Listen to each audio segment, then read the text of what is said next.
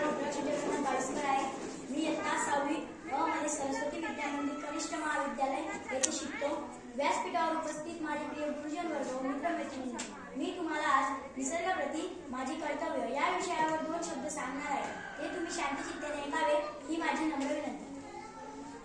रिमझिम रिमझिम मोती बरसती, रिमझिम रिमझिम मोती बरसती, हिरवे पाचू सडा सोबती, हिरवे पाचू सडा सोबती, होड सुंदर पक्षी बोलती, होड सुंदर पक्षी बोलती, सूर्यप्रकाश धरणीवरती, सूर्यप्रकाश धरणीवरती। निसर्ग माझा सोबती, रममान निसर्ग संगती, डोंगर दऱ्या मने हिंडते, तरंग लहरी मी नदी सागरी। माणसाला माझ्या पंखाखाली घेऊन मी त्यांना संख्या देणारी त्यांच्या सर्वात जवळची सोबती आहे।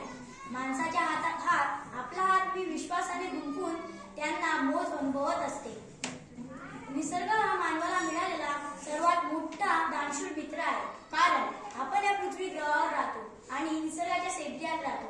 निसर्ग आपल्याला बरेच काही देत असतो। मानवाच्या प्रगतीत निसर्गाचा खूप मोठा वाटा आहे। निसर्ग आपल्याला बरेच काही देत असतो। फळे, फुले, पाणी, माती, लाकूड अशा बरेच काही निसर्ग आपल्याला देतो।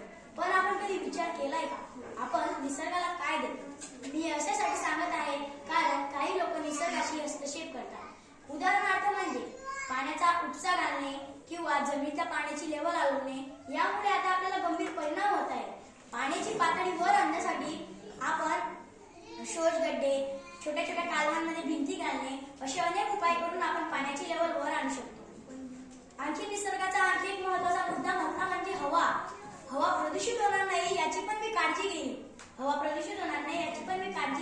वाहनांमधून निघालेल्या धुरामुळे हवा प्रदूषित होते, म्हणून आपण जास्तीत जास्त सार्वजनिक वाहनांचा वापर केला पाहिजे। वाहनांमधून निघालेला धूर रस्त्याच्या बाजूला असणाऱ्या झाडांवरती बसतो, त्यामुळे झाडांची वाढ होत नाही आणि आपल्याला ऑक्सिजनची कमतरता होते। ऑक्सिजनची कमतरता आपण आता गेलेल्या कोरोना काळीच अनुभवलेली आहे। त्यावेळी किती लोकांना ऑक्सिजन विकत घ्यावे लागत होते, म्हणून आपण जास्तीत जास्त सार्वजनिक वाहनांचा वापर केला पाहिजे। मी आता ध्वनी प्रदूषणकडे वळतो।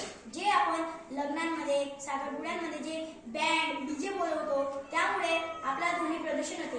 ध्वनी प्रदूषण म्हणजे जास्त आवाज असल्यामुळे आपल्या कानांचे पडदे फाटू शकतात। आपल्या घराच्या बाजूला असणारे बुजुर्ग लोक, त्यांना खूप त्रास होतो, म्हणून आपण बँड, डीजे अशा साधनांचा वापर केला नाही पाहिजे। आपण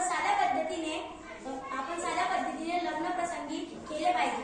तुम्ही मला येथे बोलण्याची संधी दिली म्हणून मी सर्वांना मनापूर्वक आभार व्यक्त करतो। जय हिंद, जय भारत।